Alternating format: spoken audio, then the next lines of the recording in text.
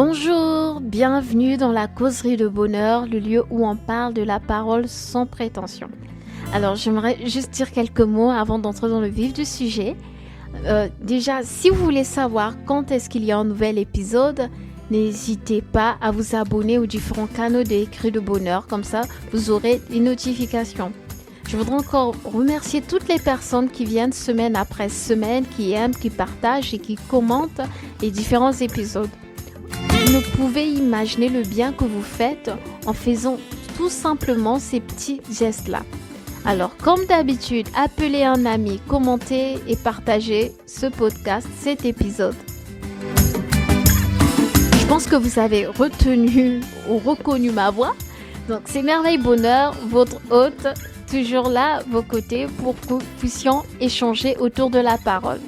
Sachez que par la grâce de Dieu, je prie pour vous et j'aimerais vraiment faire mention de quelques personnes, non seulement dans mes prières, mais aussi lors des diffusions des épisodes, parce que je vois qu'il y a plusieurs personnes qui sont souvent là, qui viennent, qui écoutent les podcasts, mais je ne sais pas au fait qui est derrière ces chiffres qu'on me présente souvent. Donc, n'hésitez vraiment pas à commenter, à partager tout simplement ce que vous avez retenu du podcast, du sujet que nous sommes en train d'évoquer aujourd'hui par exemple, ou tout simplement partager votre témoignage aussi par rapport au compromis.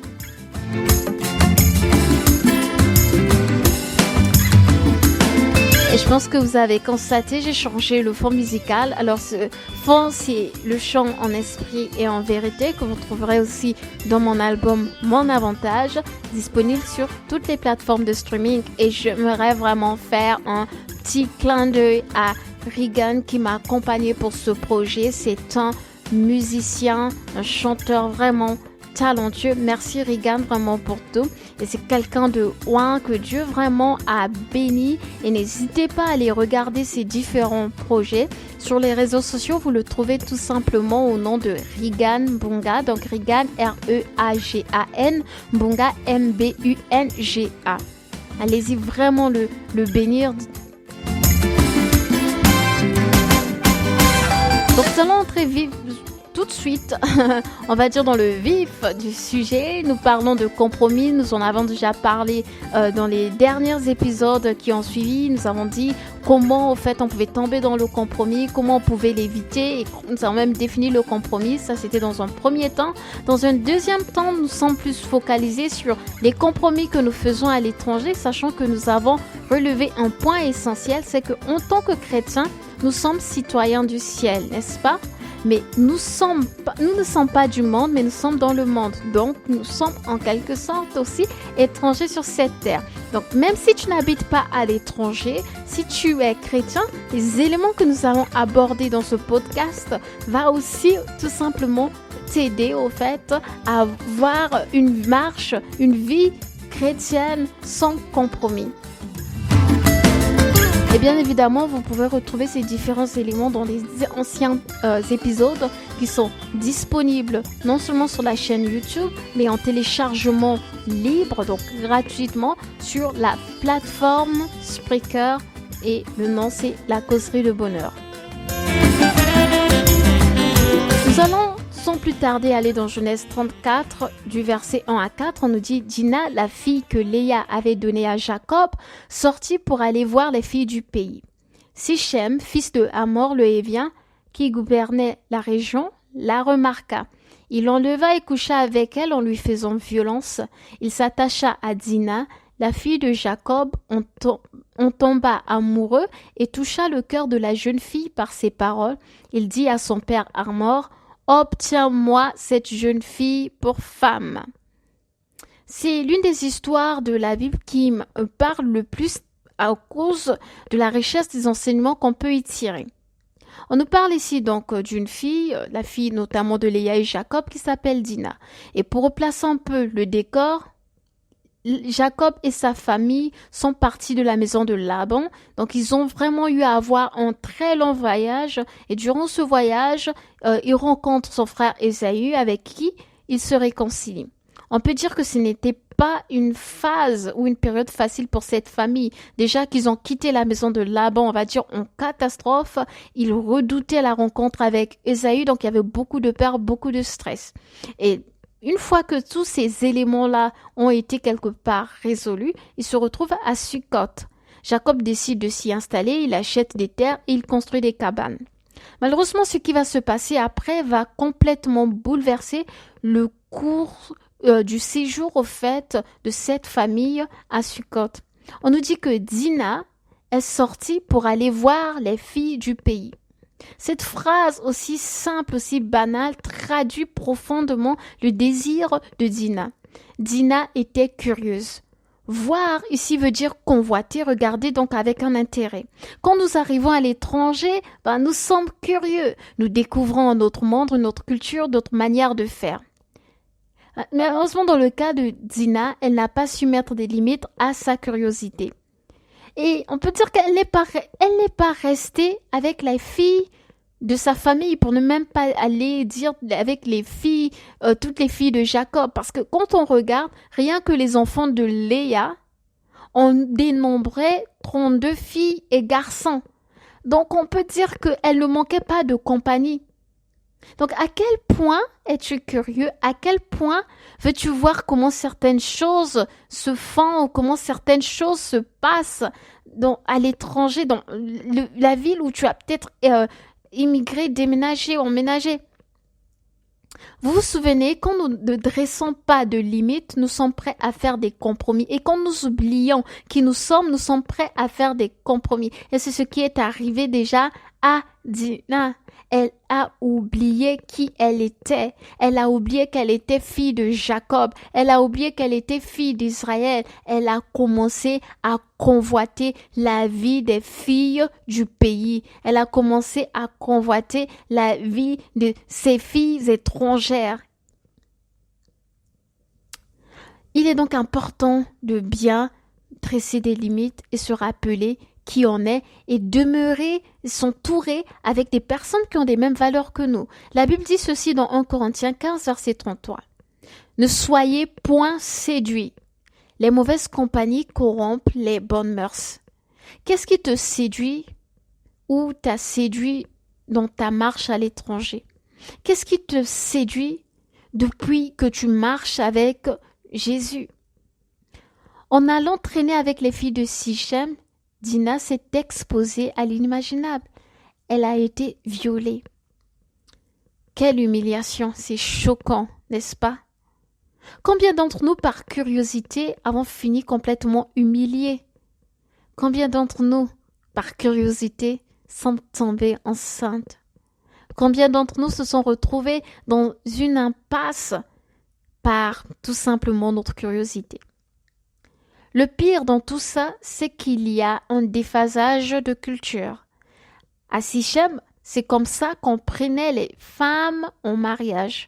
On les enlevait, on les engrossait. La culture de Sichem n'était pas la culture des fils de Jacob. La culture de ce monde n'est pas la culture du royaume de Dieu. La culture de ce monde n'est pas la culture biblique. Les pratiques du monde emmènent à l'humiliation et nous affaiblissent. Plus jamais on a entendu parler de Dina après cet événement, sauf au recensement des fils de Jacob et de Léa. Cette histoire nous révèle aussi un élément important en ce qui concerne les alliances. Donc j'aimerais dire, attention aux alliances que tu fais. L'environnement de Dina l'a emmenée à entrer dans une alliance qu'elle ne soupçonnait même pas. Je me rappelle du témoignage d'une jeune Kenyane. Issue d'une famille chrétienne, elle avait reçu une éducation chrétienne et elle avait même donné sa vie à Jésus. Arrivée à la fac, plusieurs jeunes filles tourmentées par des esprits impurs venaient vers elle et réclamaient son aide, car ces jeunes filles avaient constaté qu'en la présence de cette jeune Kenyane-là qui était chrétienne, il y avait une lumière et elles avaient un moment de répit, un moment de paix, elles n'étaient pas tourmentées. Donc la jeune fille chrétienne s'est conciliée en tout cas avec les membres de son club chrétien de l'université pour prendre en charge ces jeunes filles-là tourmentées. Mais à cause de cela, une chose va se passer. dans le monde occulte, on a chargé à ces jeunes filles tourmentées de recruter et initier cette jeune fille chrétienne à la sorcellerie. Malgré plusieurs tentatives, ils ne pouvaient rien faire car la fille était bien entourée par son club de chrétiens et elle était encouragée à une vie de prière et à une vie de piété. Cette jeune fille finit la fac, va en stage loin de sa famille et loin finalement de cette ville où elle étudiait. Elle rencontre donc de nouvelles personnes, un nouvel environnement et qu'est-ce qui se passe? Un peu d'alcool ici, une cigarette par là, puis un copain en plus. À son tour, elle commence à être tourmentée par des esprits impurs. Elle tombe enceinte mystérieusement et finit en fait par être initiée, par accepter de rejoindre le cercle occulte parce qu'elle en avait marre des tourments qu'elle vivait jour après jour et malgré ses cris, personne ne pouvait l'aider et malgré le fait qu'elle connaissait la vérité, elle s'est dit là, j'en peux plus, si j'accepte, je vais peut-être avoir un peu de répit. Voilà comment les choses banales peuvent devenir meurtrières pour nous. Gina était seulement allée voir les filles du pays, elle a fini humiliée et rabaissée. Cette jeune fille kenyane aussi voulait juste faire comme les autres. Elle, ça lui a coûté cher. Plusieurs d'entre nous avons eu des enfants de manière précoce à l'étranger car nous avons voulu juste voir comment ça se passait. Nous avons juste voulu tenter une expérience. L'une des choses aussi que cette histoire révèle en ce qui concerne l'attachement de Sichem, c'est que Sichem s'est attaché au point où il a réussi non seulement à parler au cœur de Dina, mais il est même allé voir son père pour dire que « obtiens-moi Dina pour femme ». Dina s'est donc laissée séduire par un étranger alors qu'elle connaissait les lois au fait qui régissaient et qui régnaient dans sa famille. Combien de fois, en tant que chrétiens, nous nous sommes laissés séduire en fait par des pratiques ou par des personnes, par exemple, du monde, alors que nous savions complètement ce que le Seigneur nous demandait. Et la triste réalité, c'est que pour Sichem, elle n'avait aucune valeur. Sichem l'a considéré comme un bien acheté. Il a dit à son père, obtiens-moi. Dans certaines versions, on dit même acquiert-moi. Donc, ça veut dire qu'il était prêt à payer. Il était prêt à payer au prix d'argent comme on achète un objet. Dina. Parce que s'il aimait réellement, vous vous souvenez, quand nous avons lu, on nous dit que à chaque fois quelque part que Dina allait voir les filles du pays, Sichem l'avait remarqué.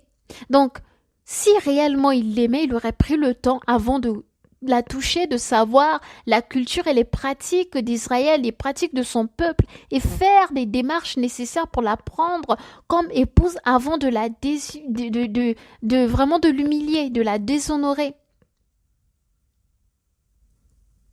Combien d'entre nous vivons des vies que nous n'avons pas voulu à cause d'une simple convoitise, d'une curiosité, l'envie d'être comme tout le monde? Combien d'entre nous avons été séduits par des étrangers aux belles paroles? Combien d'entre nous sommes entrés dans des alliances à cause de nos fréquentations? Combien d'entre nous avons tué notre destinée comme Dina, première fille de Jacob, l'aînée de toutes les filles, qui disparaît simplement dans l'histoire? On ne sait pas ce qu'elle devient après. Est-ce qu'elle a été mariée? Est-ce qu'elle a eu des enfants? On ne sait pas. Son histoire se résume tout simplement sur ces quelques versets qui parlent de son déshonneur. Donc ne nous laissons pas séduire par quoi que ce soit, par personne, pas non plus par des belles paroles, par la gentillesse, non. Je vais faire un petit épisode bonus pour revenir un peu sur mon témoignage, comment est-ce qu'une personne gentille a failli me tuer. Mais pour aujourd'hui, je vais m'arrêter là. Donc, n'oubliez pas de partager, surtout dites-moi les autres compromis que vous avez observés. Et je vous remercie encore. N'hésitez pas à partager. Et on revient pour un petit épisode bonus où je vous explique comment j'ai été séduite, comment je me suis laissée séduire et finalement, j'ai failli en mourir. Soyez richement bénis, paix et grâce.